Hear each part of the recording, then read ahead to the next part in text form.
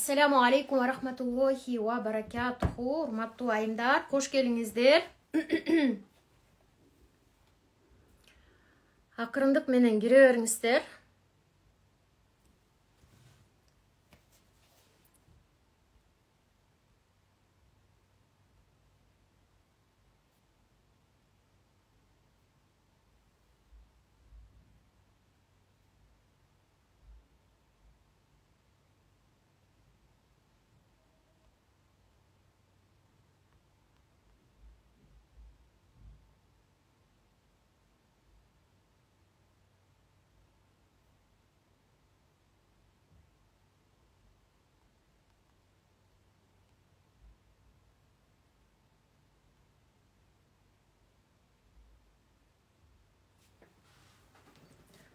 Акырындык менен кире бериңиздер.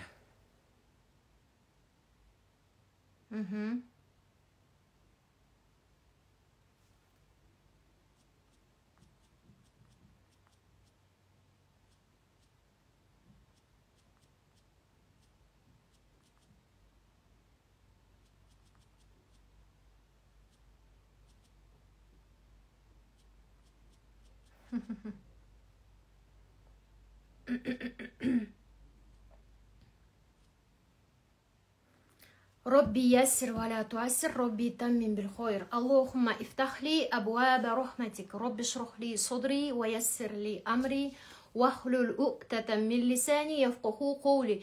Мен үнүм угулуп атабы кыздар? Менин үнүм жакшы угулуп атса, чыгып атса, көрүнүп атса, бул жака жазып коюңуздар. Плюс коюп өтүңүздөр. Буйруса сіздерге азыр дуалар боюнча берип өтөм. Дуалар боюнча уландысы бул. Дуалар боюнча берип өтөм. Ва алейкум салам. Кире бергиле, угулуп атат. Всё, көрүнүп атамбы? Бисмиллах деп баштайлы. Бисмиллах деп баштайлы. Кош келиңиздер. Акырындык менен кире бериңиздер. Бул жерде азыр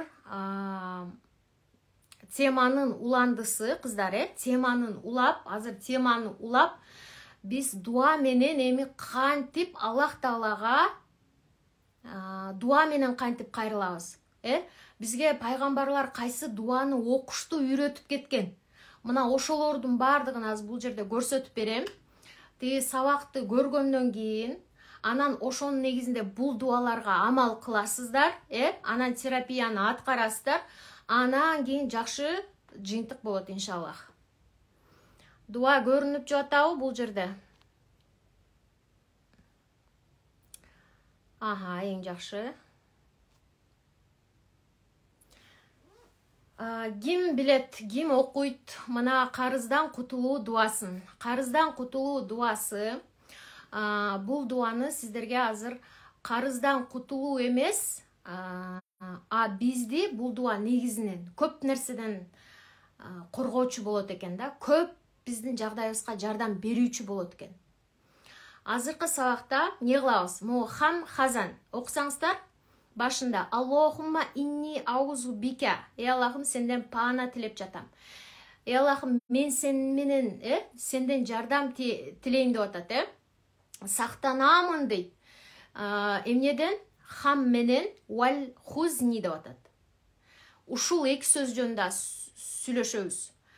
Окуңуздар үстүндө минал хамми вал хузни деп атат. Хам жана хазан деп атат. Хам деген эмне?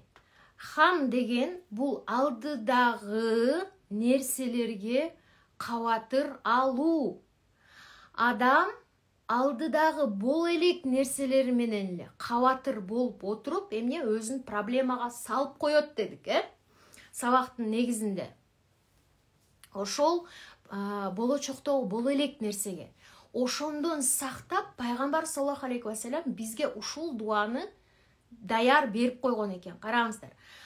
Бул дуаны пайгамбар саллаллаху алейхи ва саллям сахабаларга үйрөттү. Аннас радиаллаху анху пайгамбарыбыздын жанында көп убакыт жүргөн, башка сахабаларга караганда көбүрөөк убакыт жанында болгондуктан ал пайгамбарыбыздын ушул дуаны көп айтканын укчу экен. Аябай көп айтчу экен ушул дуаны. Эми бул дуанын эң биринчи сабы биздин сабакка кандай жардам берет? Хам деген бул болочоктогу нерсеге, болочоктогу еще боло элек нерсеге эле кайгырып, биз өзүбүздүн жан дүйнөбүздү басып, өзүбүздүн нафсыбызга зыян жеткирип салат экенбиз, кыздар.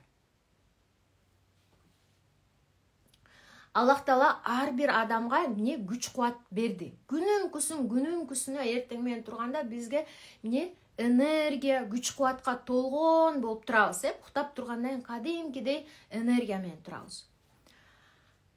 100% кылып туруп эмне күч кубат берди. Бирок адам ушул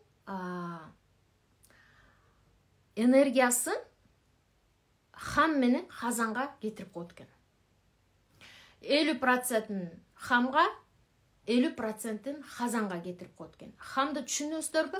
Хам деген бул алдыдагы еще боло элек нерсеге эле кабатыр алып, кайгырып, ыйлап, ошол алдыдагы жагдайыбызды өзүбүзгө жаккандай кылып туруп жазап алгыбыз келет, Алдыдагы жагдайыбызды эмне биз бүт ситуацияны тим эле расчет алып койгубуз келет, Тим эле биздин оюбуздагыдай болуш үчүн биз алдыдагы нерсе биз билбейбиз, 1000 миллион биз ойлогондой болбой, анын башкача болушуна 1000 миллион причинасы бар. Таптакыр эле башкача да болушу мүмкүн, Бирок биз эмне пайдасыз нерсеге кечке эле кабатыр боло берип, алдыдагы нерсеге кабатыр боло берип, кайгыра берип, мисалы ошол эле карыздан кутулуу. Айтыңыздарчы, кандай проблемаңыздар бар? Бул жерге жазыңыздарчы, кандай проблемаңыздар бар?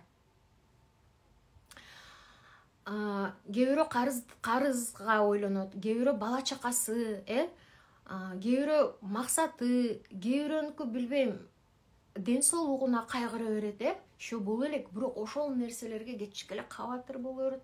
Бул руханий жакта, ички дүйнөсүндө беспокойный мозг деп коет, Ошол беспокойный мозг менен, беспокойный мозг кечке эле эмне үнү жабылбайт жагы жабылбайт Адамга эмне кечке ошол алдыдагы нерсесин ойлоно берет, ошентип өзүнүн нафсысына зыян жеткирет деген ошол да. Кечке беспокойный мозг ойлоно берет дагы, адамдын энергиясын соруп алат. Ал эми хазан, экинчиси хазан, бул арттагы нерсени. Вот, молодцы, кыздар. Реализация себя, ден соолугумду дейт. Мен ошондоймун деп атат. Ооба, ким өзүн таап атса, бул жерге дароо жазыңыздар. Мен дагы билип отурам.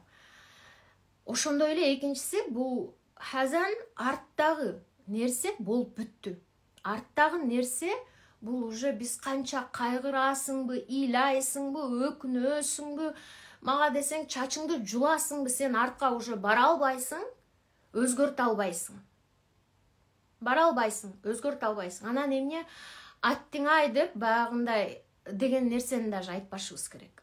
Биз эмне кайгырып, адам не кылып берет экен, өзүнүн ички дүйнөсүнө өзүнө ошо зыян жеткирет экен.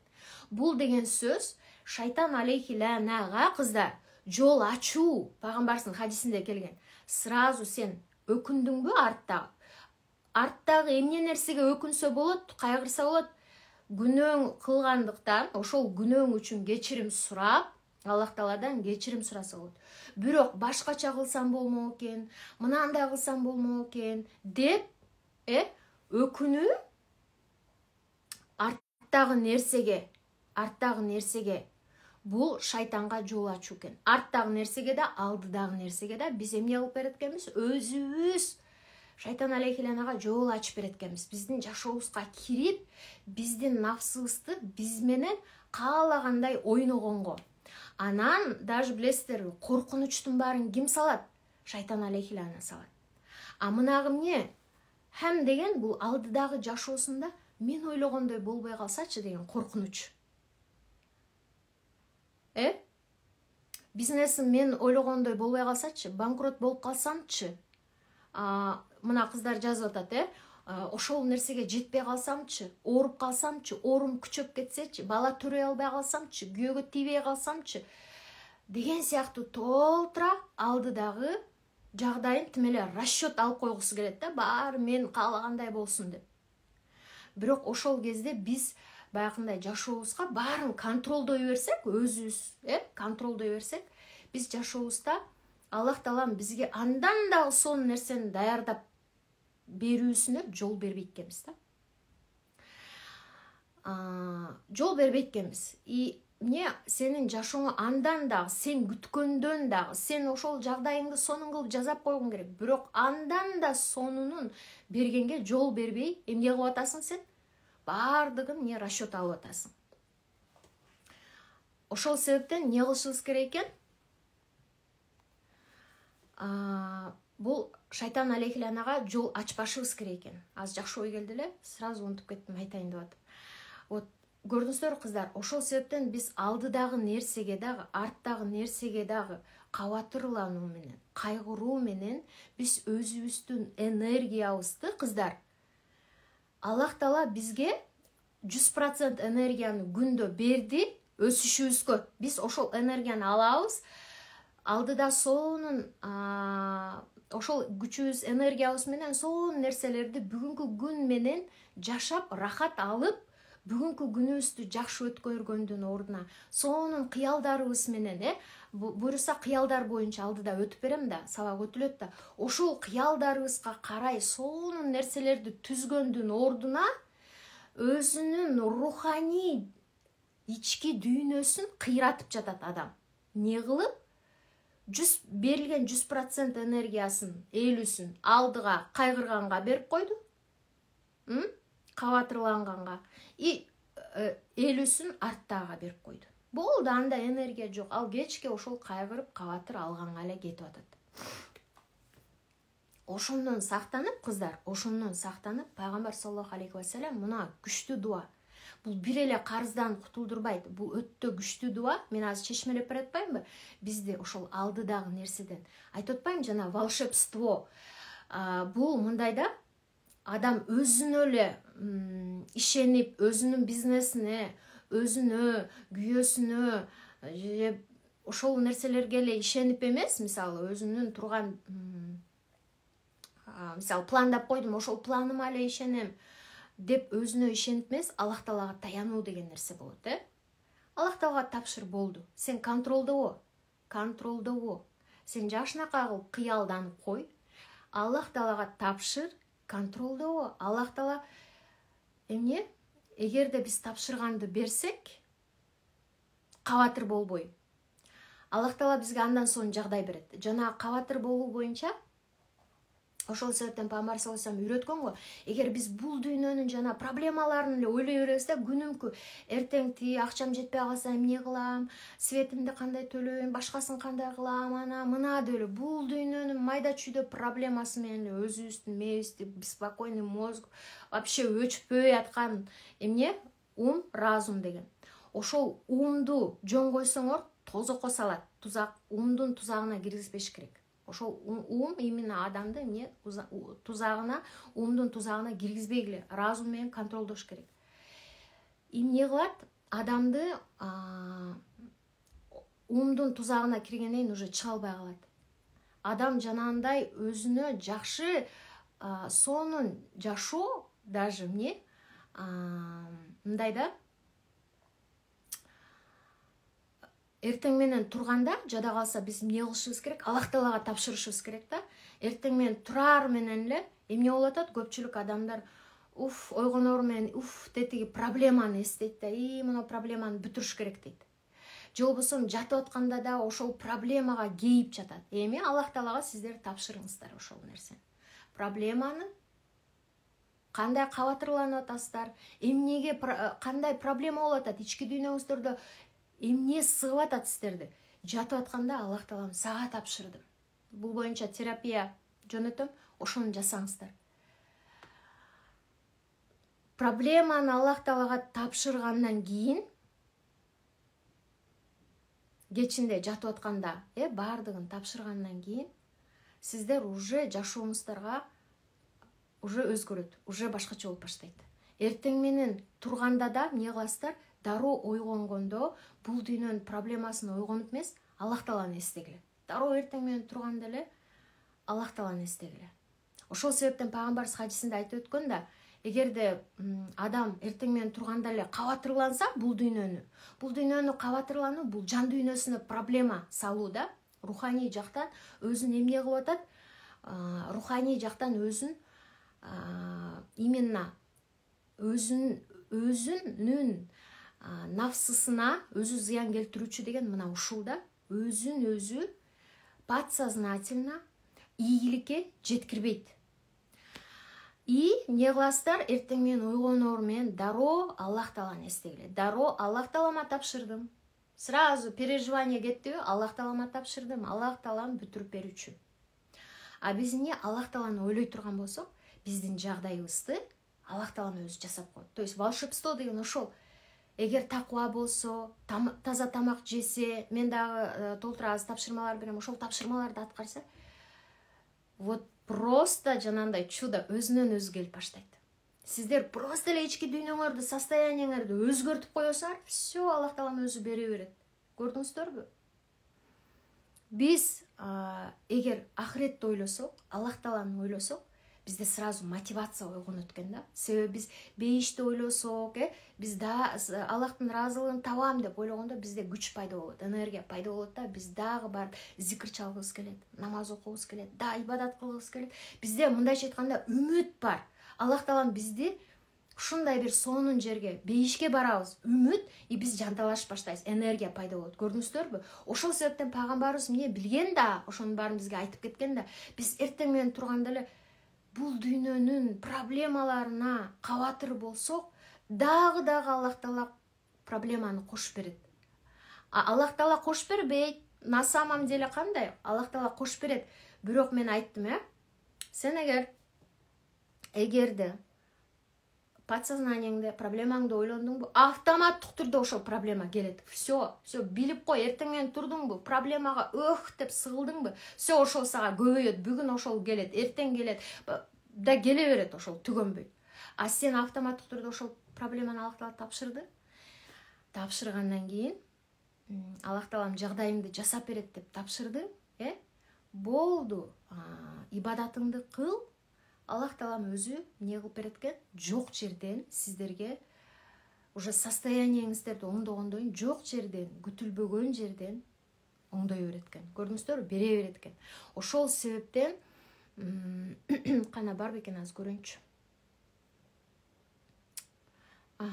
Ошол себептен муну караңыздарчы, адам даже проблеманы жүктөп алганда өзүнө, бул негизи башка сабактыкы да, сиздерге ушул дуа боюнча берип өтөйүн. Мына проблеманы жүктөп алганда, мына машинаны карасаңыздар, проблеманын баарын мойнуңуздарга жүктөп алгандан кийин, 100 килограмм картошканы жүктөп алгандан кийин, сен алдыдагы нерселерге эмне? Аллах Таалага ишенбей, өзүңө ишенип, алдыдагы нерсеңе кайгырып атасың, арттагы нерсеңе өкүнүп атасың, хам хазан азыркы чечмеси, эмне болуп баштайт?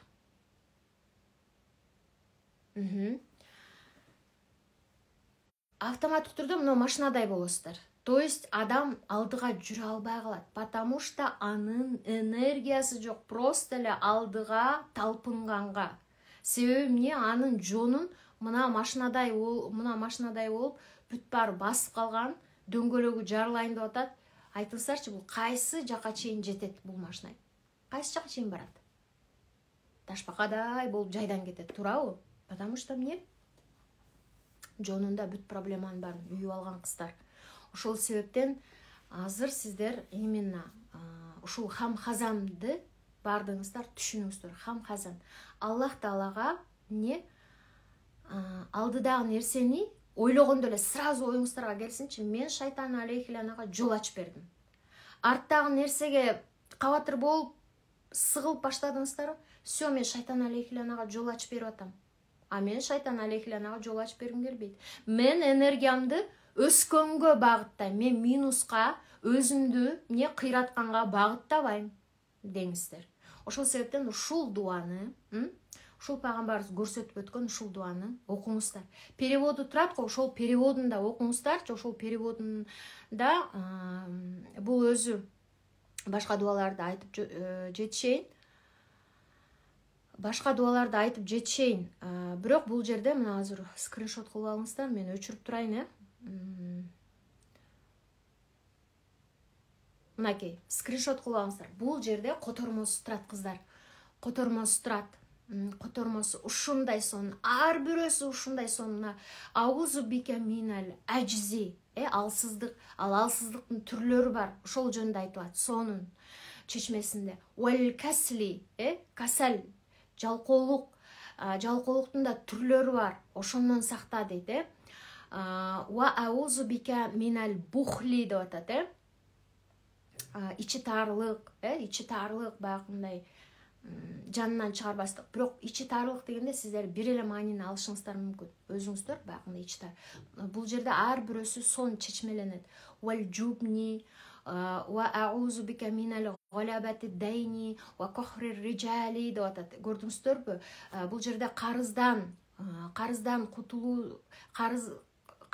кутулдура көр деп атат, галабати дайн деген, галабати дайн деп атат, карыздан кутулуу. Анан кохр риджал бул адамдардын өздөрү жаман эмес адамдар, бирок адамдардын жандай жасап кое турган жаман иштеринен, жамандыктарынан. Жана бул ар бирөөсү сонун чечмеленет. Азыр просто мына хам менен хазанды түшүнсүн деп ушул дуаны бердим. Сөзсүз түрдө ушул дуаны пайгамбарыбыз көп окучу экен деп сиздер да көп окуңуздар. Иншаллах, буну сиздер азыр маанисин түшүнбөсөңөр да астыңкысын, үстүңкүсүн түшүндүңөр. Көрдүңөрбү? Үстүңкүнү хам менен хазанды түшүнүңүздөр. Тошто мени Аллах Таала эмне алдыдагы нерсеге кайгырып эле беспокойный мозгтон арылтат экен. Руху себеби деген мындай да, адам руханий жагынан кечкеле руханий жактан деп атабыз да, дин менен алганда. Психология менен подсознание, подсознание деген бул сенин ой жүгүртүү, бул калыптан цементтелип калган подсознаниеңде оюң, бүгүнкү сабактан түшүнүңүздөр окшойт, сабактан. Ошол эртең да буюрса подсознание, сознание боюнча өтөбүз. Ошол адамдын подсознаниесиндеги силерди кыйрата турган жанагы ойлордон сактай турган дуа экен. Көрсө, кандай адам вообще-то адамды башка бирөө келип кыйратыштын да кереги жок экен. Адам өзүнүн бир ой менен эле өзүн нафсына зыян келтире берет экен да. Анан эмне парализовать этет. Өзүн физический деңгээлде ал парализовать этет. Айтып атпайсыздар, эмнеге мен максатыма жете албай атам, өзүм максатыма. Эмнеге жете албай атам? Потому что сенин подсознаниеңде, сенин руханий жаатыңда ким сүйлөп атат? Сен минус жагың сүйлөп атат. Минус жагың. Көрсөңөр кыздар, хузни аркадагы нерсе. Ушуну сактайт экен. Баары эле адам, баары эле подсознание, сознание боюнча илим ала бербейт да. Пайгамбарыбыз, Аллах Таала сон ушундай мына дуаларды берген. Ушул дуаларды просто окуп коюш менен Аллах Таала биздин ички руханий жагыбызды жеңилдетип берет экен. Бул жерде эфирде общий болуп атпай, ошол себептен айтып атам. Общий эфир болуп аткандыктан, атайын дуа болгондуктан мен сиздерге дагы мен баракчамда сакталып калсын. Ушул жерде катталуучулардын баардыгына ушу пайдасы тийсин деп азыр мына общийге чыгарып атам бул дуаларды. Эми бисмилля деп кийинкиге өтөлү, түшүнүңүздөр, кийинкини скриншот кылып алыңыздар. Түшүнүктүү болуп атабы кыздар? Мен максат коюуну билбейм, аябай уйку басат, ойлонуу бар да жок, да таарынычтар бар, намазга тура албай жатам. Көрүңүздөр, потому что эмне? Сиздер азыр мойнуңуздарда, жонуңуздарда 100 килограмм жүктү жүктөп алгансыздар. Жертва абал жана спасатель абалдан чыккыла дагы өзүңөрдүн абалыңарга келгиле. Аллах Таала берген абал кайсы? Сабактан түшүнүңүздөр. Ошол абалга келгенде сиздердин чыңалып аткан бүт кан тамырларыңар бошойт. Кадимкидей бошойт. Ушу сабактардан эмне?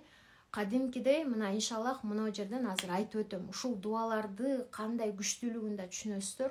Жана терапияны жасагандан кийин, сабактардан жакшы түшүнүп чыккандан кийин, жанагы минус абалдарга кирип алдыңыздар, ар бир абал айтылды. Ошондон чыккандан кийин сиздерде энергия пайда болуп баштайт, буюрса.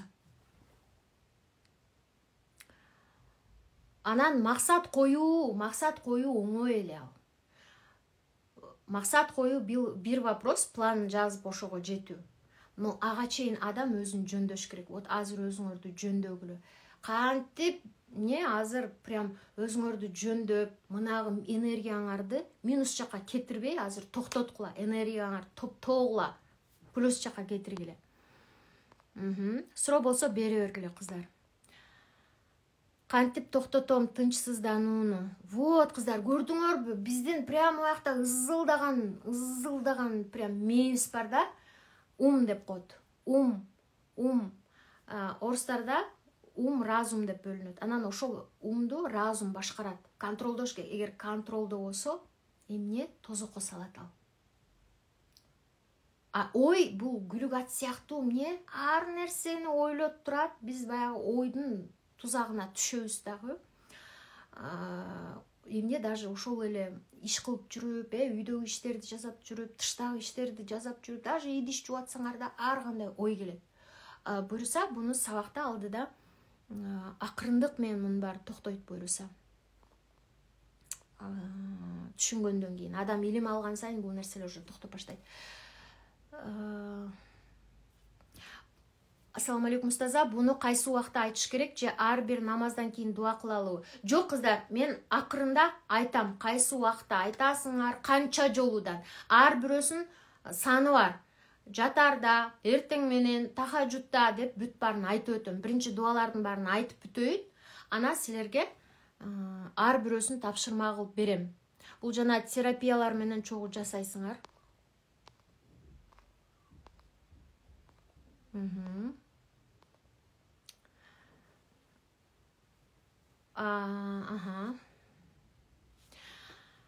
Уланта берели. Скриншот кылып алгыла. Эми бул жерде Юнус алейхиссаламдын дуасын чыгардым. Бул бизге аябай тийиштүү кыздар. Бул именно биздин сабагыбызга тийиштүү. Ла илаха илля анта субханака инни кунту минад-долимин деген Юнус алейхиссаламдын дуасы. Азыр унутуп кетпейин. Хасбуналлаху ва ни'мал вакил деген дуаны дагы берем. Анын жазуусу жок, бирок ошону кошуп өтөм. Себеби ушул нерсени мен өзүм аткарчымын. Мен өзүм максатыма жетерде, мен өзүм ушул нерселерди аткаргандан кийин мен жашоом таптакыр өзгөрдү кыздар. Оорду түбү менен өзгөрдү. Азыр истихбарларды берем го, ошолорду да жасайсыңар. Карагыла эми. Юнус алейхиссалам пайгамбар бул, пайгамбарлар негизи пайгамбарлар жашап өткөн, алар жөн эле жашоо эмес, мисалы адамдардыкындай жөнөкөй эле жашоо эмес. Пайгамбарлардын ар бир баскан турганы, ар бир кыймылы, ар бир жашоосунда болуп өткөн нерсе, ал өзүнөн кийинки коомуна, элине ошону үлгү катары жөнөткөн.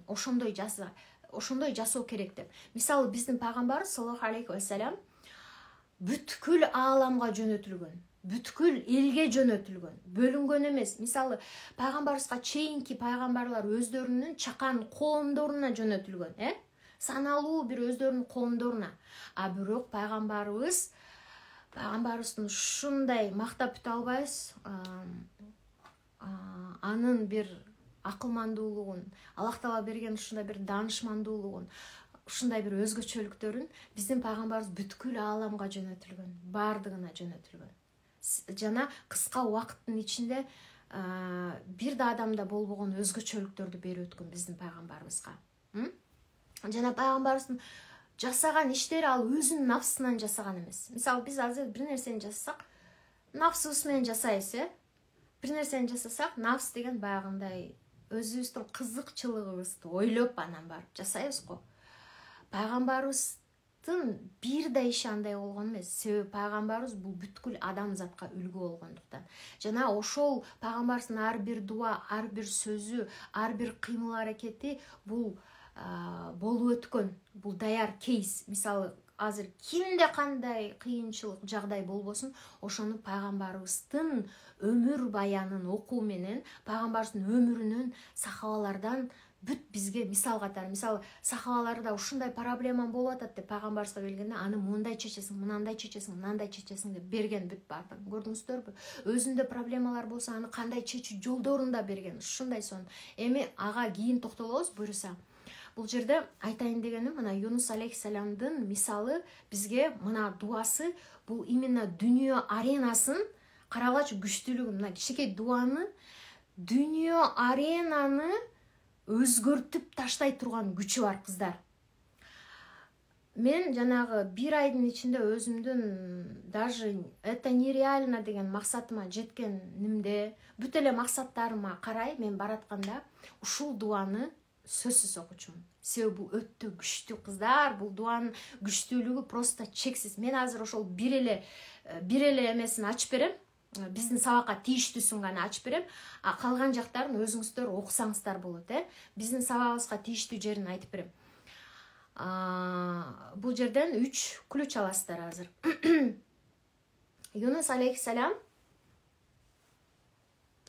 өзүнүн Инова деген коомуна жөнөтүлгөндө пайгамбар болуп, Аллах Тааланын жалгыздыгына, Кудай бар деп Аллах Таалага чакырган. Бирок адамдары ага ишенген эмес, коому ишенбей аны куалап чыккан. Карасаңыздар, то есть аркасынан жаман нерселер болуп атат да, жаман, мындайча айтканда, жөнөкөй адам андай нерсени көтөрө албайт эч качан. То есть стресс дебей, кандай бир жаман окуялар болуп атат да, мындайча айтканда, со стороны караганда, аны кабыл алган жок, аны эмне эли куалап салды, анан кийин баягы деңиздин четине барып, ошол жерден деңизге чыгып аткан балыкчыларды көрүп, алар менен кошо чыкты. Бирок ал эмне кара түндө немеси корабли, кайыгы, кемеси эмне болот? Чөгүп кетет да, баягы эмне тумчугат. Юнус алейхиссалам тумчугуп ошол жерден суу ачык жерде, чоң деңизде тумчугат. Карасаңыздар, проблеманын аркасынан проблема тумчуктуруп атат. Караңгы түн, катуу толкун, карасаңыздар. Анан еще анса аз келгенси плюс чоң балык, кит жутуп алат. Ошондо Юнус алейхиссалам ойлонот да, кандай дуа окушум керек Аллах Таала мени ушул проблемадан чыгарыш үчүн. Бул мисал бүткүл адамдарга, бизге мисал болуп берет. Анан ушул дуаны окуйт. Ла илаха илля анта деген. Субханака инни кунту миназ залимин. Ла илаха илля анта деген бул түндүн караңгылыгы дейт. Мен буну узак кылып чечмелебейм, себеби бул эме дуаны узак чечмелесек 1 саатка кетет. Мен чечмелеп бергем негизи Ясин академияда 1 ай мурда. Бул түндүн караңгылыгы. Даанышмандыктары боюнча айтып бергем. Азыр мен кыскача айтып өтөйүн, биздин темабызга ылайыктуусун. Түндүн караңгылыгы дейт. Ла илаха илля анта. Биринчи ключ, биринчи сиздерге ачкыч, бул түндүн караңгылыгы берилип атат. Түндүн караңгылыгы бул биздин азыр алдыдагы нерсеге, еще билбеген нерсеге, караңгы го, алдыдагы нерсени биз билбейбиз. Же билесиздер, эч ким билбейт алдыдагы нерсени кандай болот билбейт. Эч ким мындай угадайт эте албайт, алдыда ушундай болот деп айта албайт. Ушундай болот деген нерсени да Аллах Тааланын кааласынан совсем башкача болуп коет. Туурабы? Ошол себептен алдыдагы нерсеге адамдар кабатырлана берет. Бул нафсысына зыян жеткизүү болуп атат, өзүнө. Кабатырлана берет. Ошол алдыдагы билбеген нерсеге кайгырып, кабатырлануудан сактай турган биринчи ачкыч бул ла илаха илля анта. Субханака деген бул күнүмдүк жашообузда проблемалар болуп атпайбы? Эгерде немеге Юнус алейхиссаламга карай турган болсок, бул неменин толкун, катуу толкун болуп тумчук турган да. Тумчуктурбай өйдө суунун үстүнө кетейин деп атса, эми өзүн сактап калайын деп атат да, суунун үстүнө кетейин деп атат, бирок болбой эмне тумчуктуруп атат. Кара толкун тумчуктуруп суунун ичине киргизет да. Ошол тумчуктуруп аткан эмне экен? бул биздин азыркы күндөгү сиздерде болуп аткан күнүмдүк жашоодогу ар кандай проблемалар боло берет. Ар кандай олку солку нерселер боло берет. Ошол нерседен сактайт экен. Анан ини кунту мина долимин котормосунда чындыгында мен өзүмдүн нафсыма зыян жеткирүүчүлөрдөнмүн, то есть өзүмө зыян кылуучумун деп атат да. Бул биздин нафсыбыздын жамандыгынан сактайт экен.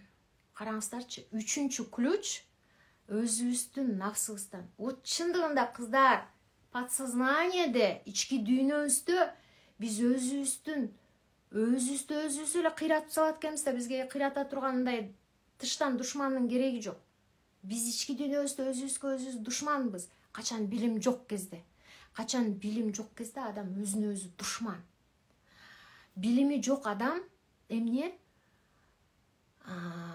Нафсысында бүт туура эмес чечим чыгарат. Ойдон баштап, ой, сөз айтып өттүм го, кандай биздин оюбуздун күчүн, биздин сөзүбүздүн күчүн, намерение деп коет, ниет кылуунун күчүн, ошол ниет кылуу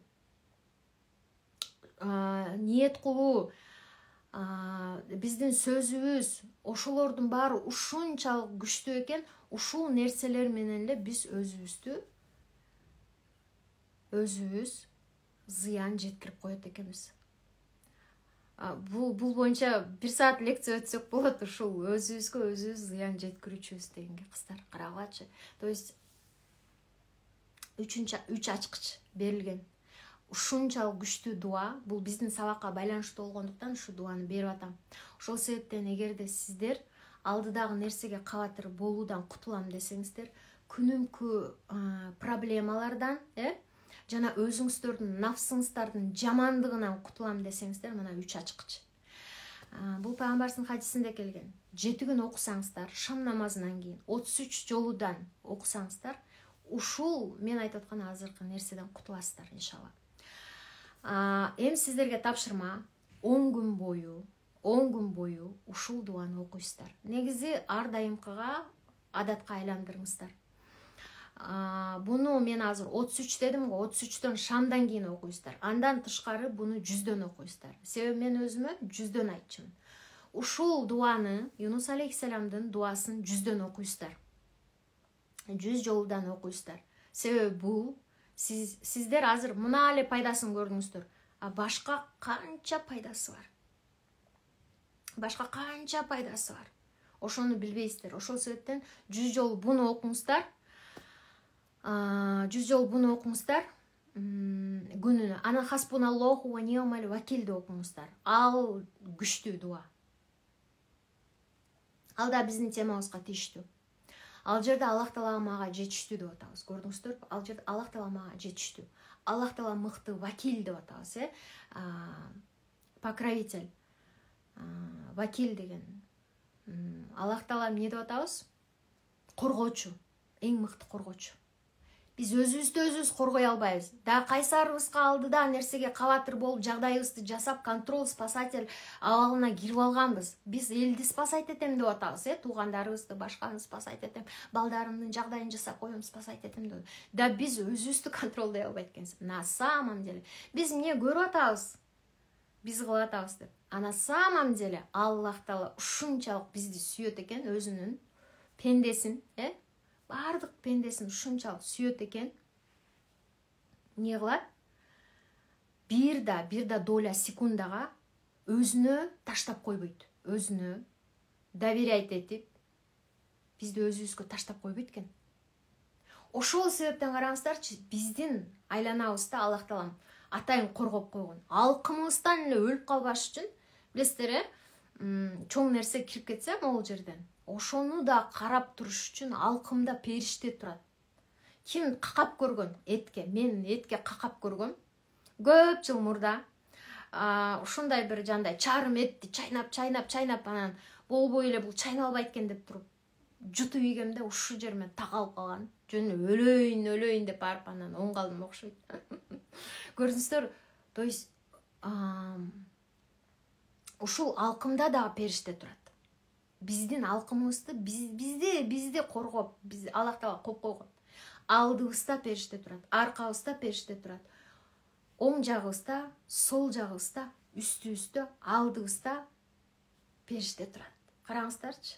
А биз дагы эмне спасатель ролуна кирип алганбыз да. Мен спасать этем, жагдайын жасап коем, өзүмдүкүн, өзүбүзгө ишенип, өзүбүзгө таянып, Вот көрдүңүздөрбү?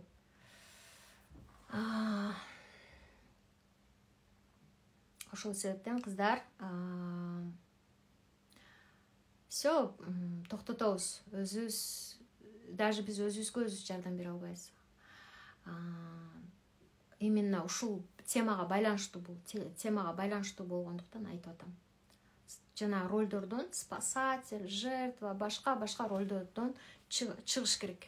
Ошондо адамдын жүрөгүнө тынчтык келет. Бул жерде ушул дуаны айтыңыздар.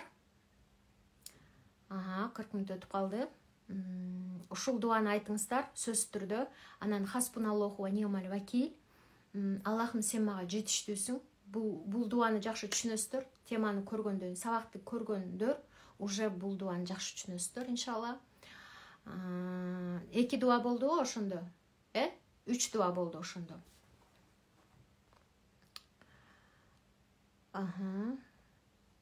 Көрдүңүздөрбү? Бул жерде уже мына жерде кыздар уже спасатель болуп баратат да. Спасатель болуп баратат бул жакта комментарийден. Сиздер башкаларды эмес, сиздер даже өзүңүздөрдү адам өзүн даже спасать эте албайт. Көрдүңүздөрбү, кандай адам өзүнө өзү таянып алган.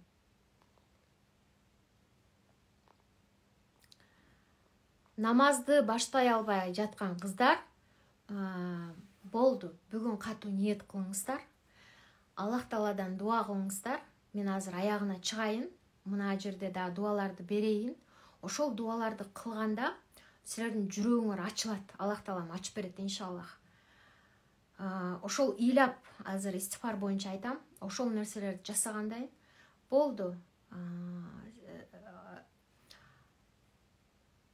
Сезгенде, хушу хузу деп коем, Аллах Тааланы сезгенде, болду, силер уже намазды сүйүү менен жасап баштайсыздар. Здесь и сейчас, жить здесь и сейчас, мына азыркы момент менен дегенде, пайгамбарыбыз бизге сону үйрөтүп кеткен, карасаңыздар. Дарат алып атканда сону үйрөтүп кеткен. Мисалы, биз азыр тамак жеп атсак, тамак жеп атып, биз алдыдагы уже жумушубузду бүтүрө беребиз, жумуш кылып атып, алдыда балдарыбыздын бирдемелерин бүтүрө беребиз, То есть ошол здесь и сейчас деген нерсе жок да. Биз бир нерсени жасап атып, алдын ала уже тиякта башка бир нерсени бүтүрүп жүрөбүз. И намаз окуп атып, алдын ала намазыңарда башка жакта жүрсөңөр, бул здесь и сейчас эмес. Намазда болгондо адам намазда болуш керек. Тамакта болгондо тамакта болуш керек. Жумушунда болсо жумушун ойлош керек.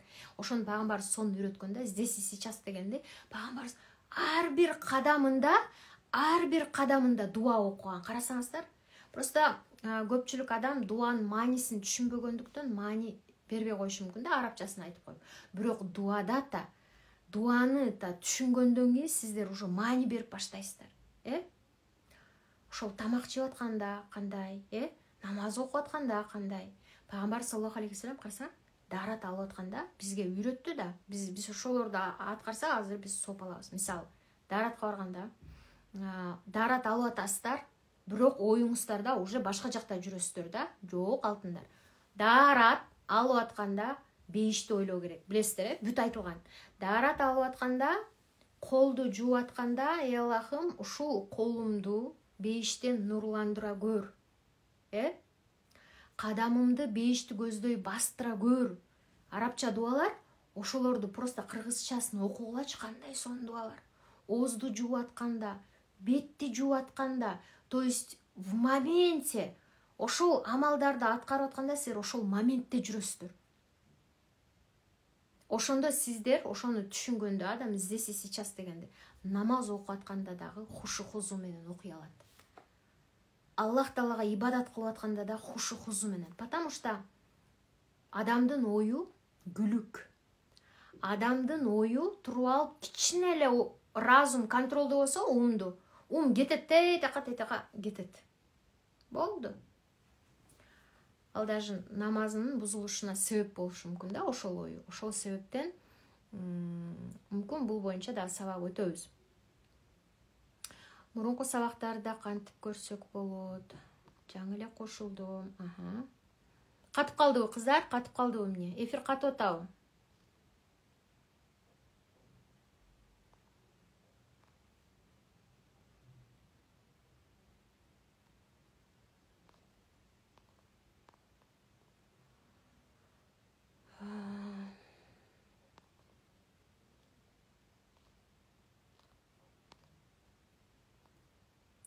Хасбуналлоху ва ни'мал вакил. Хасбуналлоху ва ни'мал вакил. Жок дейт. Жакшы дейт. Все тогда. Жылабыз анда кийинки дуа.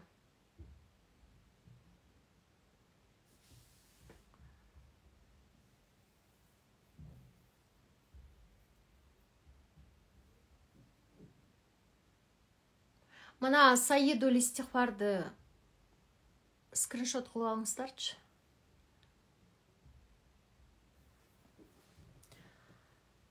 Сиздерге тапшырма.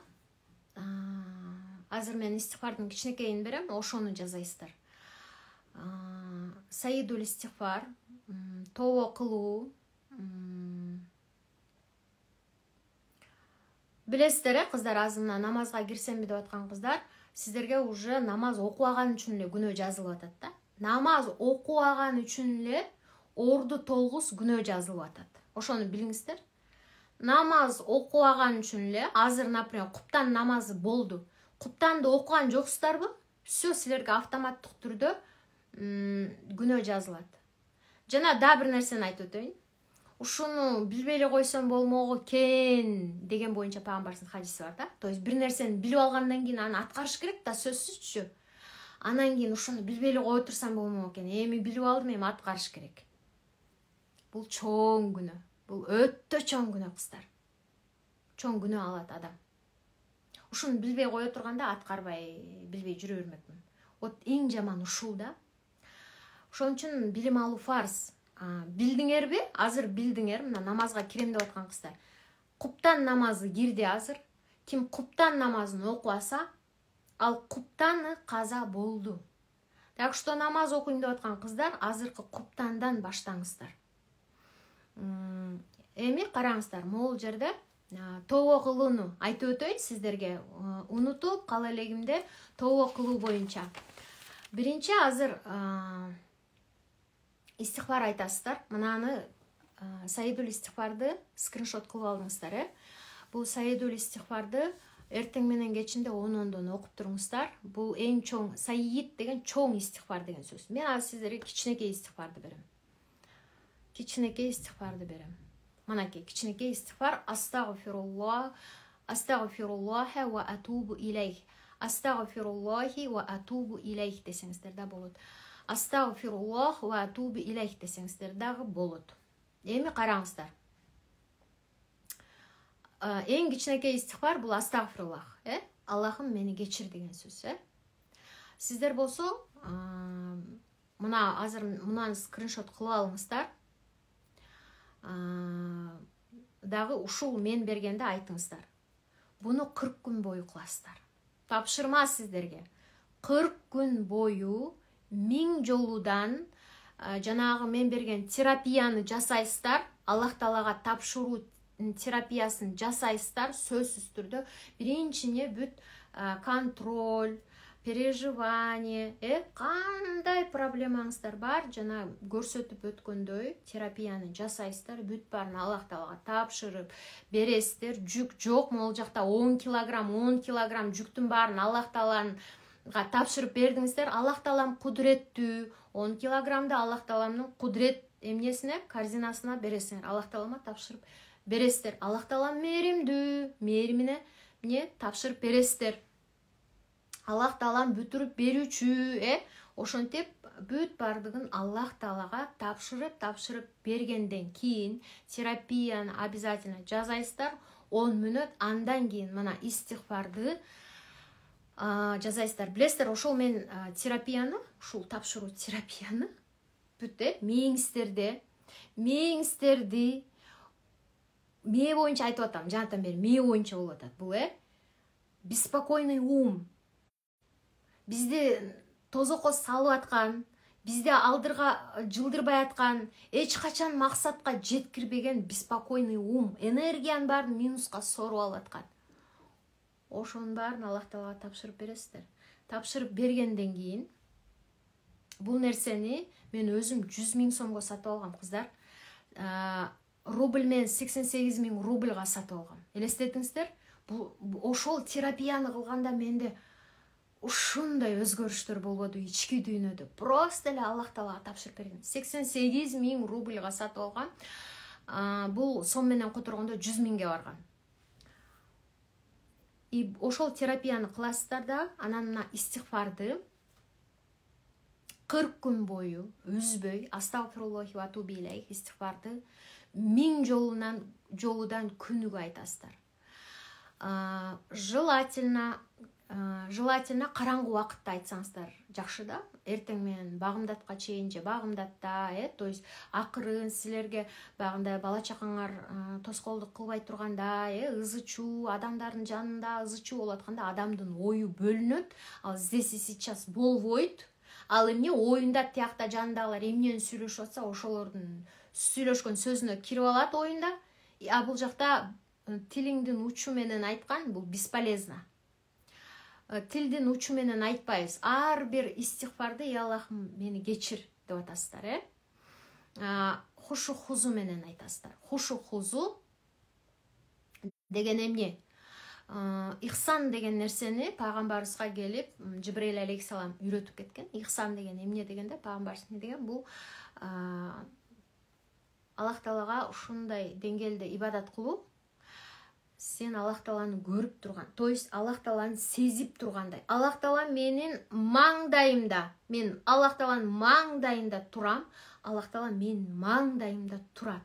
Аллах Таала менин маңдайымда турат деген бул хушу хузу менен окуу.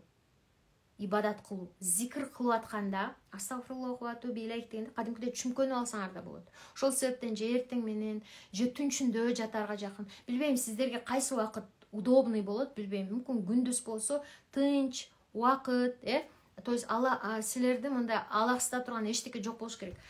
Сотка, подкаларыңарды алып коесуңар, жаныңарда тыңкылдап, смс келип, бирөөгө жооп берип, бирденке ушундай нерселер вообще жарабайт андай. Андайлар Аллах алам, андай кабыл болбошу мүмкүн.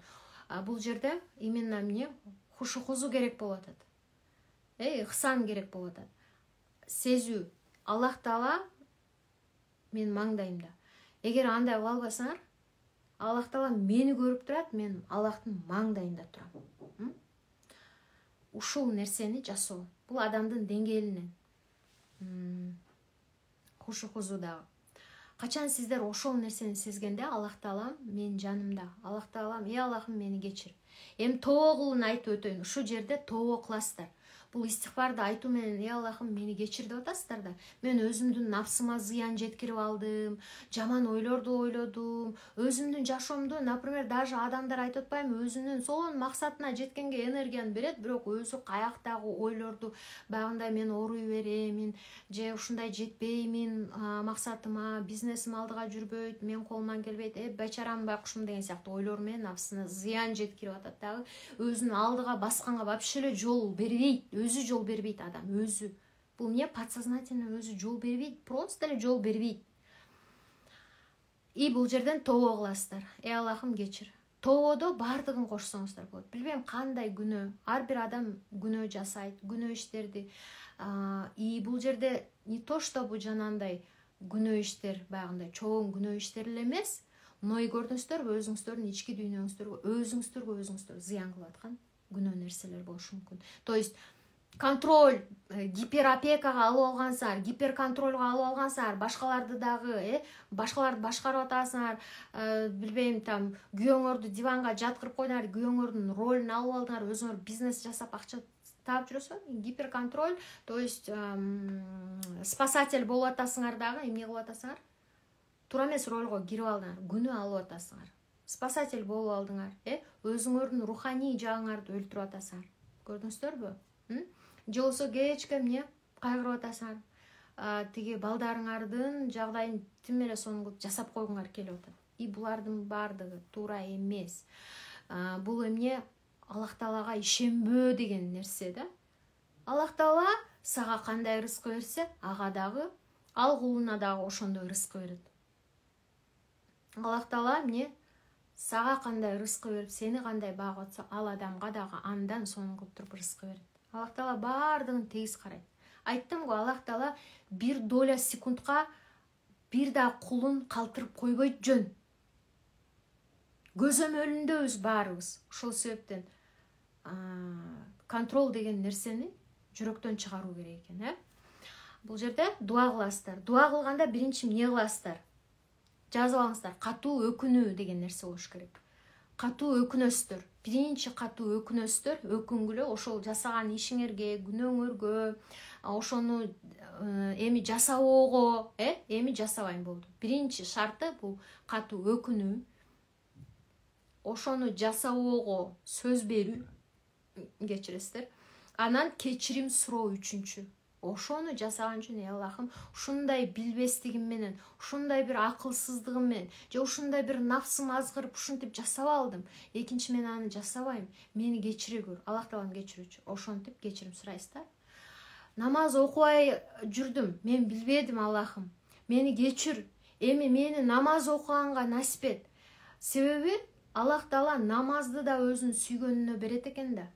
Аны кайдан билесиздер? Бул жүрөк карайган кезде, кара болгон кезде адам намазга, орозого, Аллахка жакындай албайт экен да. Ошол себептен кээ бир адамдар мисалы намазын таштап атса, демек ал адам намазын таштаган жок, намаз ал адамды таштап качып кетип баратат. Көрдүңүздөрбү? Намазды таштаган адамды, намазын окуй аткан адамдан шайтан да өзү качып кетет го, коркуп. Хадисте келген го, шайтан өзү коркуп качат да, Аллахтын балеси түшкөндө мен ушул адам жанында болуп калбайын деп. Себеби деген эмне? Ошондой экен да. Аллах сактасын. Ошол себептен Аллахтан, Аллахым, мен ушул күндөрүм билбей намаз окубай жүрүпмүн, мени кечир, Аллахым. Мен эми намаз окуп баштаймын. Бүгүнтөдөн баштап, азыртадан баштап мен намаз окуп баштаймын деп ниет кылыңыздар. И болду, ошол киришиңиздер. Көрсөңүздөр, даже сиздер багында чоң күнөө кылбасаңыздар деле, мисалы барып арак ичип, гыйбат кылып, алдап бирөөнү, ошондой нерселерди кылбасаңар дагы, бирок алардан дагы бийик турган күнөө бул намаз экен. Намазды окубай коюш экен. Көрдүңүздөрбү? Бул намаз эмнеге берилген? Адам түшүнгөндө, анан ошондон адам акылына жетпей атат көп адамдардын. Потому что ошол нерселер дагы эмне ушундай диний жактан сабак бере тургандар, устаздарыбыз дагы көбүрөөк чыгып атканы жакшы, чыга берсин. Ошол себеби көп элге жетиш керек. Аз канча деген адамдарга жетип атат. Болбосо Кыргызстан 20 жыл мурда караганда таптакыр башкача эле. Азыр машалла. Ошол научный жактан биздин Куран китебибиз жылдан жылга билесиздер жаңыра берет. Мисалы, баягы диндеги эмес, орустар же башкалар айтып калат го, ой, тетиги кылымдагы Куран ал эскирген да. Ал тетиги кылымда айтылган сөздөр да деп адамдын акылы чектелген да.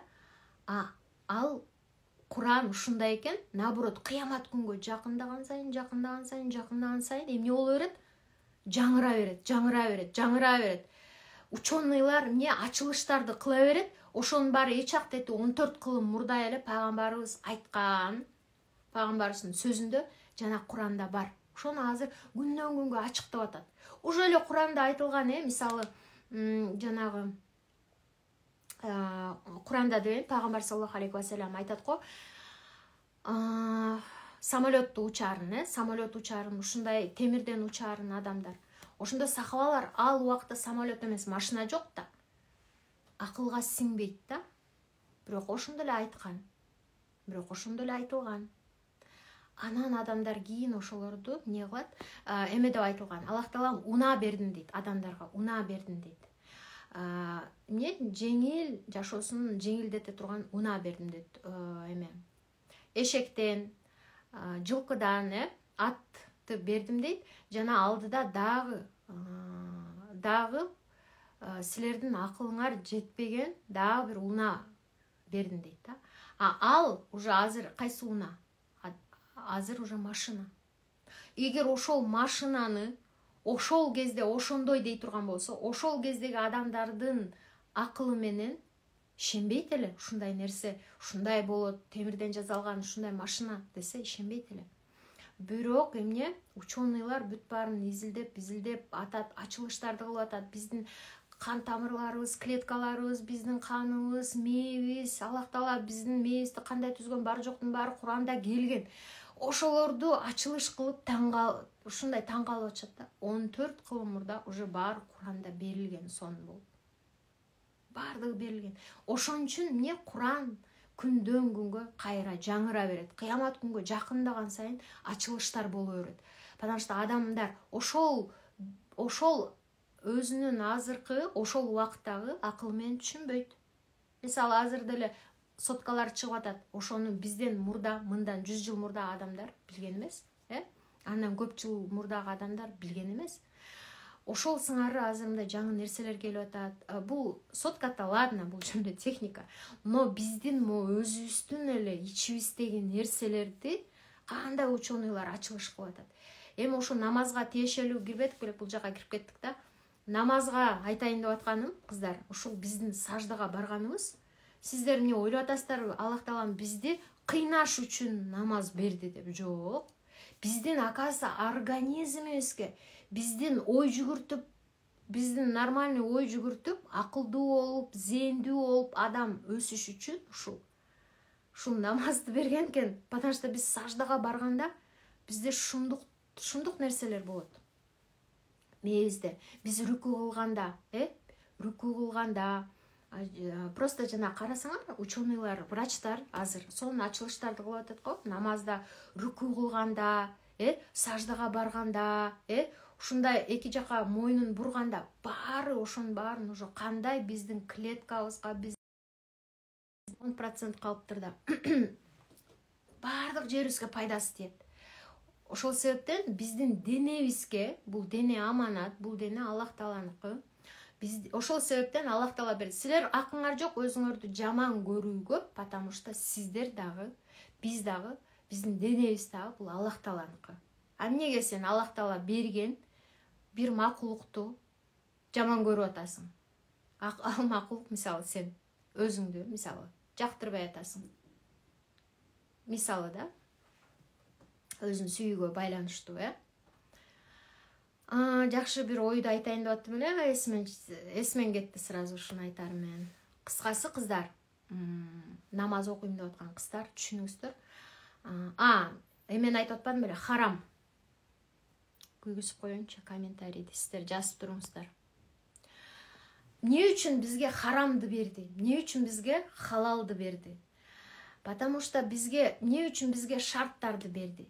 Потому что биз ошол Аллах Таала берген закондорду аткарсакчы, адам өсөт экен. Ички дүйнөсүнөн, руханий жагынан, физически, денебиз, бүт жагынан өсөбүз да.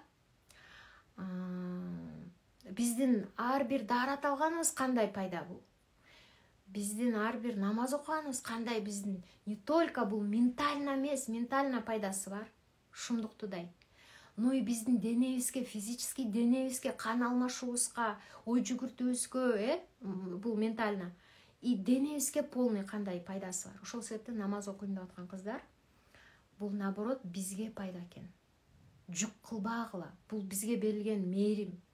Качан адам ушуну түшүнгөндө, сүйүү менен турат намазга. Просто эле ыйлап, Аллахым мага ушундай сонун, ушундай бул рызкы эшиктерин ача турган нерсе.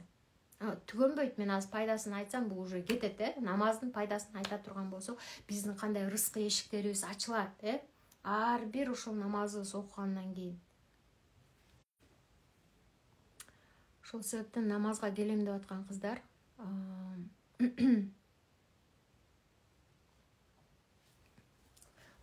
намазга келем деп аткан кыздар, харамды айтпай коюп турум да. Харам нерселер, Аллах Таала харам кылган нерселер. Эмне үчүн харам? Потому что ал нерселерде бизге зыян келе турган нерсе бар. И ментально зыян, и денебизге зыян. Мисалы, эмне үчүн чочкону харам кылды? Потому что анда ушундай нерселер бар, адамга өтө зыян кыла турган, денесине өтө зыян боло турган нерселер камтылган. Ошондой эле чирик алманы жегенде харам да, потому что ал чирик, ал бизге эртең эмне отравление кылышы мүмкүн, ичибизди оорутат. Түшүнүңүздөрбү? Ошол себептен бизге харам халал деп бөлүп кайта бизге жолду көрсөтүп атса, динди түшүнбөгөн адамдар бул болбойт, ал болот, бул болбойт дейт да. А на самом деле бул бизге сон бир инструкцияны берди Аллах Таала. Биз өзүбүзгө кандай и ментально, и денебизге бардык жагынан пайда келтирип, руханий жагыбыздан, эки дүйнө жагынан өсүү болот экен. Тобо кылууну айттым. Ошол тобо кыласыздар, чүмкөнүп алып туруп хушу хузу менен кыласыздар. Эгерде жаныңыздарда адамдар бар болсо, анда чүмкөнүп аласыздар. Тынчта алардын үндөрүн укпашыңыздар керек болот.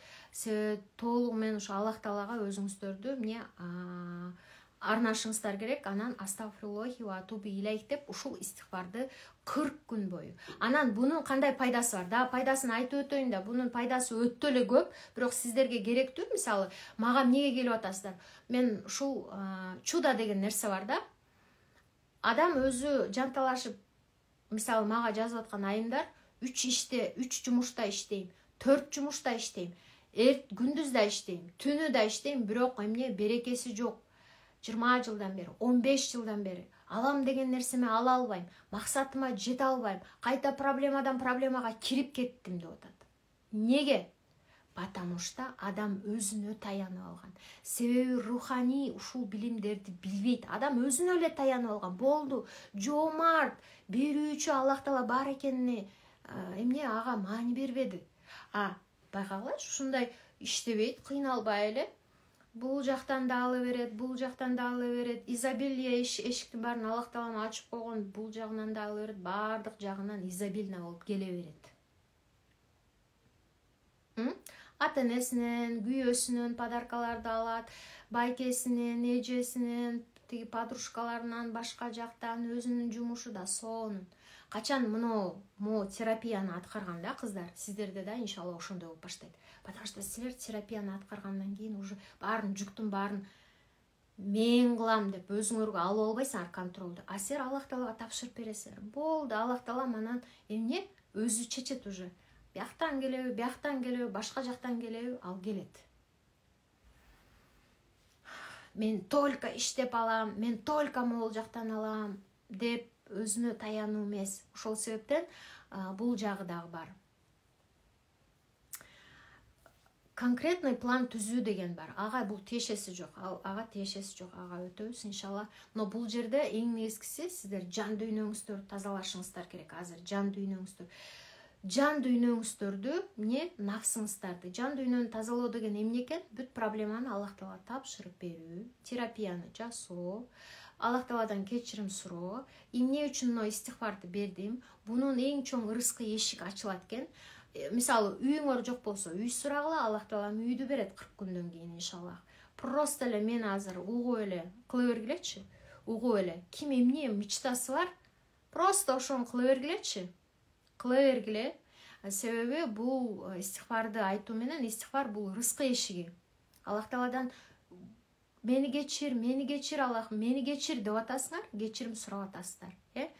сөзсүз түрдө ошон үчүн айтып атпайм, жатып атканда ушул сөздү айткыла: ey Аллахым, мен сенин кулуңмун, мен алсызмын, мен көп ушундай мойнума көп нерсени алып алып өзүмдү өзүм кыжалатка батырдым, мени кечир ey Аллахым, мен баардыгын сага тапшырдым, менин жагдайымды жакшынакай кылып жасап берүүчү, менин ишимди проблемамдын баарын чечип берүүчү, сонун кылып берүүчү бир сенсиң Аллахым деп просто эле ошентип жатчы, 1 мүнөт убактым кетет могу сүйлөп дуа кылганга. Жаткандайын просто жатып алып ошентип айткылачы.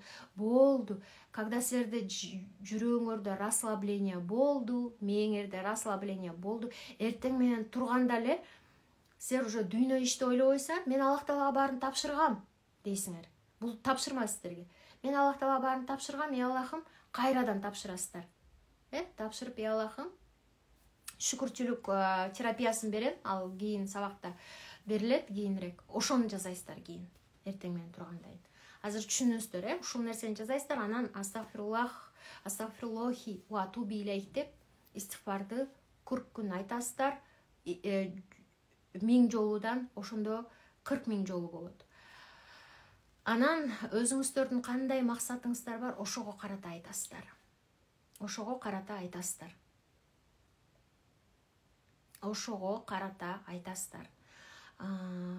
Бир эле максат эмес, 2-өнү, 3-өнү алгыла. Бул мындай да, алдыда сиздерге эртең тапшырма берем. Ошол жерден өзүңөрдүн минустарыңарды полный таап келгенден кийин ошолорду кантип которушубуз керек, чтобы туура сураш үчүн Аллах Тааладан. Туура. Мына истигфардан кийин туура терапияны туура жасаш үчүн. Туура сураш үчүн. Ошол нерсени туура жасаш үчүн берем иншалла. Ошондон кийин бул нерсе сиздерге бул нерселерди жасагандайын жеңил, оңой жашооңуздарга жеңил, оңой келип баштайт. Каалаган нерсеңиздер иншалла.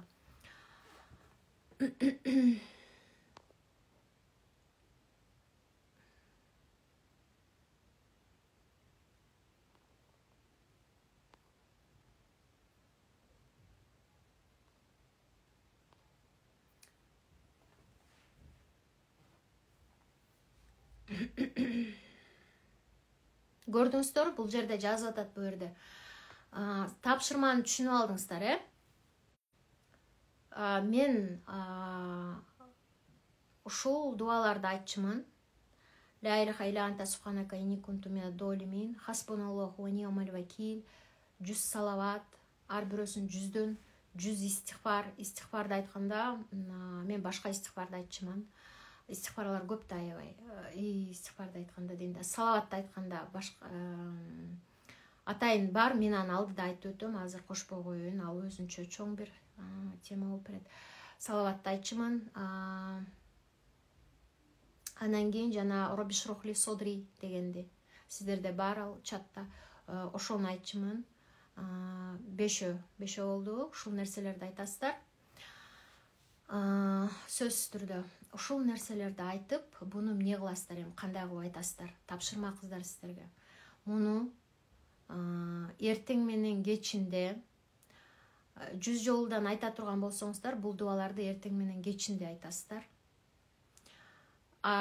Астагфируллахи ва атуби илейх буну өзүнчө эле же эртең менен же кечинде 1000 жолудан айтасыздар. Бул атайын бир өзүнчө терапия менен кошуп туруп кыласыздар, жана терапия менен кошо кыласыздар. Терапия менен кошо кыласыздар. Азыр эсимен чыгып атат да, тапшырма эмне кылайын? Всё, эстедим. Хажат намаз окуйсуздар. Хажат намаз 2 рекет окуп туруп, же болбосо эгер күндүз болсо хажат намаз окуңуздар. Эгер түн болсо тахажжуд намаз окуңуздар.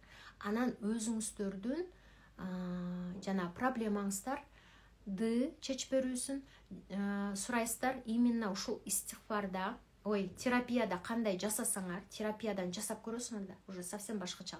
Терапиядан жасап көргөндөн кийин анан ошондой кылып дуа кыласыздар. Дуа кылганда айтып өтөйүнчү, дуа кылганда сөзсүз түрдө мындай кылып дуа кылбайсыздар. Мындай кылсаңыздар деле болот, мындай кылсаңыздар деле болот. Сиздер мындай кыласыздар. Чекеңиздерди саждага коесуздар. Колуңуздарды жай намазда болуп калат ошондо. Колуңуздарды мындай кылып чыгарасыздар. эмеге эле коесуздар, өйдө көтөрүп албайсыздар. Көтөрсөңөр деле болот, бирок талып калат да, эгер жарым саат дуа кылсаңар мисалы. Немеге эле коесуңар, жай намаздын үстүнө. Кааласаңар мындай кылсаңар да болот, дуа кылып атканда. Колуңарды кааласаң мындай кылсаңар да болот. Болот. Ошентип турган дуа кыласыздар. Тахажжуд намазында кылсаңыздар болот. Анан эмеде тахажжуд намазында эгер күндүз болсо анда атайын хажат намаз. Хажат деген бул муктаждыкты суроо. Ошондой кыласыздар. Бул сиздерге тапшырма.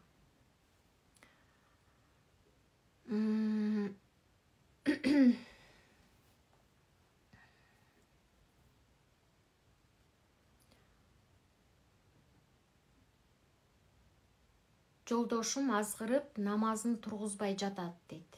Кандай? Жолдошум азгырып, жолдошуңуз азгырып атат, сизди азгырып атат, анан сиздин намазыңыз турбай калып атабы же кандай? Же жолдошуңузду башка бир нерсе азгырып, намазын тургузбай жатабы? Бир нерсени айтып атам, кыздар, сиз менде окубайсыз окшойт, ошол себептен бирөө үчүн бирөөнү контролдоо болгула. Бирөө менен иш болбош керек вообще. Ишиң болбосун жолдошуң менен, кандай болсо ошол. Ишиң болбосун башка бирөө менен. Дуа кылып кой, болду. Сен барып жолдошуңа кыйын болуп айтпа аны.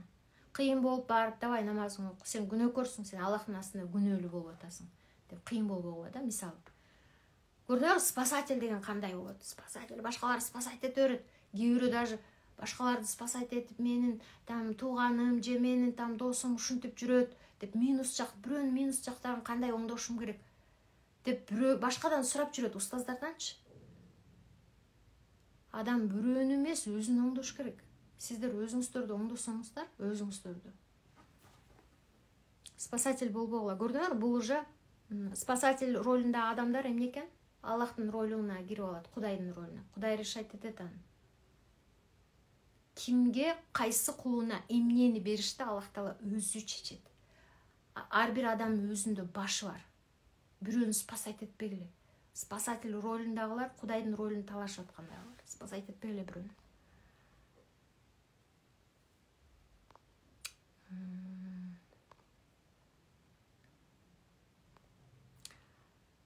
Терапияны мен Telegram каналда берем, кыздар. Терапияны мен Telegram каналда берем, кыздар.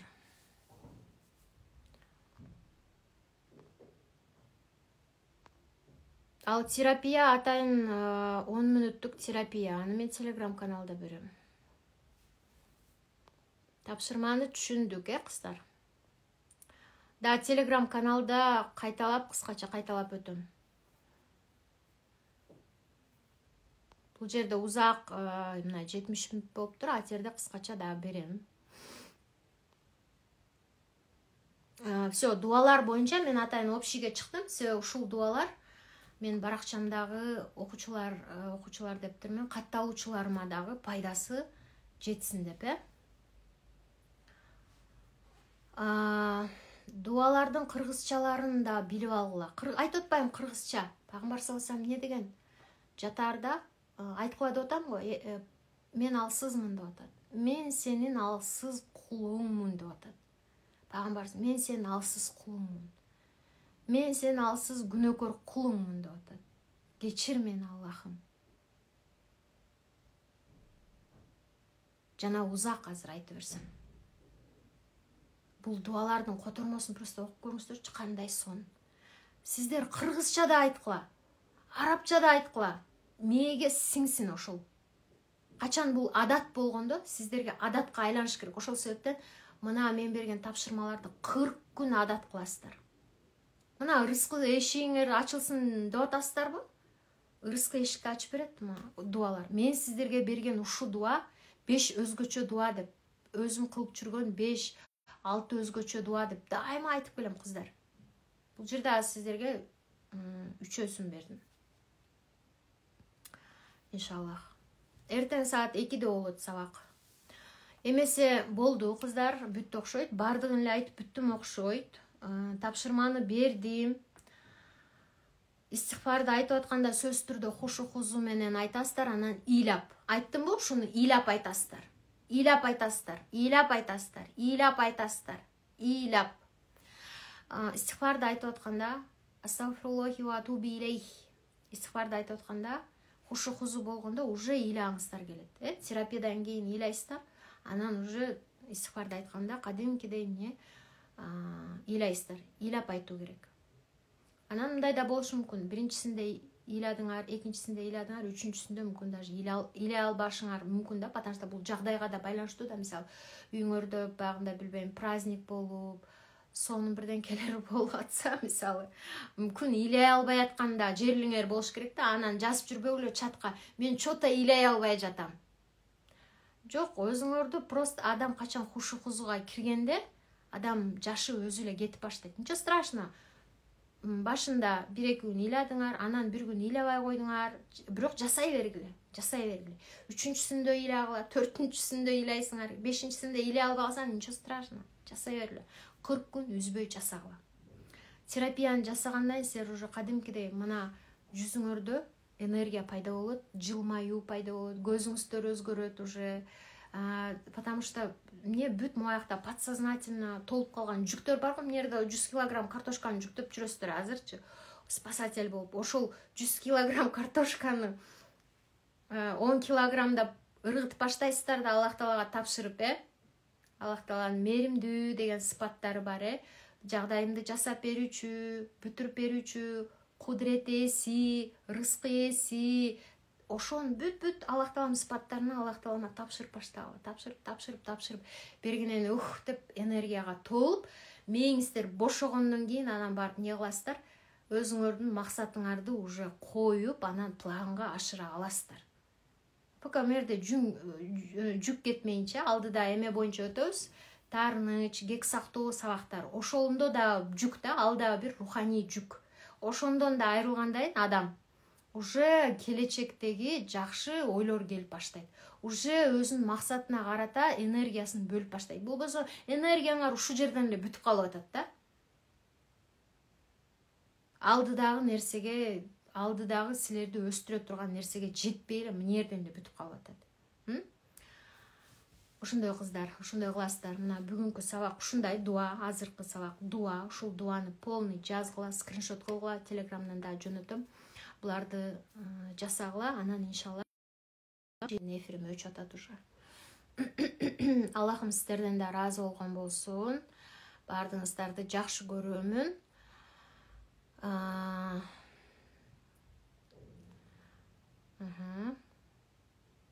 Ооба, эфир сакталат. Бул эфир сакталат. Мен атайын ушул баракчага, мына атайын дуа эфири деп ушул баракчага чыктым да.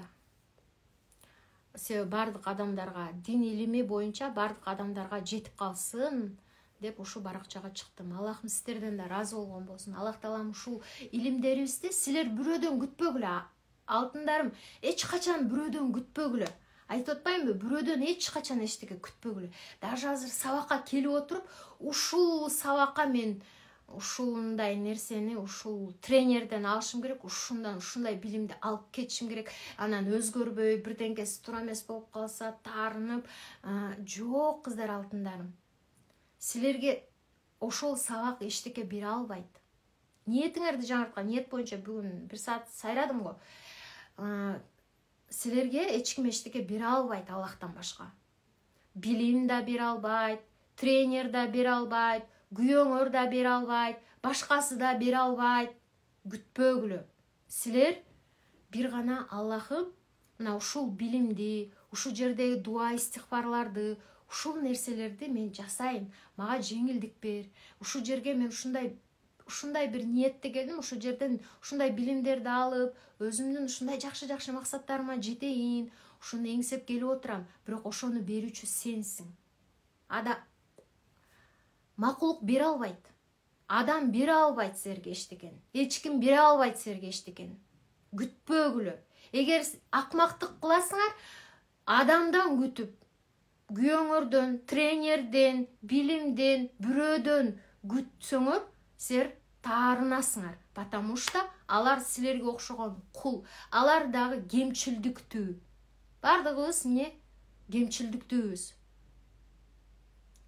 Бул боюнча сабак болот иншалла. Ошол себептен эч кимден эчтеке күтпөгүлө, бир гана Аллахтан дуа кылгыла. Ушул сабагымды, ушул азыркы эфирди, мынаны эй Аллахым мага эки дүйнөмө пайдалуу кылып бер. Ушуларга амал кылганга насип эт. Ушул дуаларды жаттайын, ушуларга амал кылайын. Анан менде ушундай жүк бар, ушундай менин проблемаларым бар. Ошолорду чечип бере көр. Ушул кыйындыктарымды чечиш үчүн мен ушу сабакка келдим эле. Ушуну себеп кылып, ушу дуаларды, ушулар себеп кылып мен ушул проблемамды чечип бере көр Аллахым. Сенден башка эч ким чечип бере албайт. Чечип бере албайт. Аллахтан башка сиздердин проблемаңыздарды, кыйынчылыктарыңыздарды, максаттарыңыздарды Аллахтан башка эч ким бербейт, эч ким чечип бере албайт. Ошол нерсени түшүнгүлө. Ошондо силер эч качан эч кимге таарынбай турган болосуздар. Ал кул да, ал мага окшогон эле кемчилдиктүү адам. Мен эмне андан күтүп атам? Ошон үчүн эч качан эч кимди идеалдуу тутпагыла, идеализация кылбагыла. Аркасынан обесценка келет. Сөзсүз түрдө ал адамдын силерге эмне жаман бир нерсени кылат, анан сен таарынасың. Бул билими жок адам таарынат бар. Мисалы да, жок калпында. Сиздер түшүнгүлө, бардыгын Аллах Таала эмне ал пенде, бардыгы минус жагы менен, бардыгы бирдей минус плюс жактары менен. Сиздердин ожиданияңыздарды бир гана Аллах Таала бере алат. Түшүндүк, кыздар? Аллахым сиздерден да разы болгон болсун. Рахмат, разымын дейт. Устазам, Аллахым разы болсун. Амин, ажмайын. Аллахым сиздерден да разы болгон болсун. Бардыгыңыздарды жакшы көрөм, Аллах ыраазычылыгы үчүн. Азыр кичине түшүнөсүздөрбү? Мына нерсени да айтып өттүм, Аллах ыраазычылыгы үчүн жакшы көрүү деген. Ушул да кыздар багындай жөн эле тилдин учу менен айтып коюу эмес. Адам билим алганда өзгөрүү болот мээсинде. Өзгөрүү болгондо ал уже күтпөйт. Эч кимден күтпөйт. Ал только Аллах Тааладан гана ала алат экенин билет.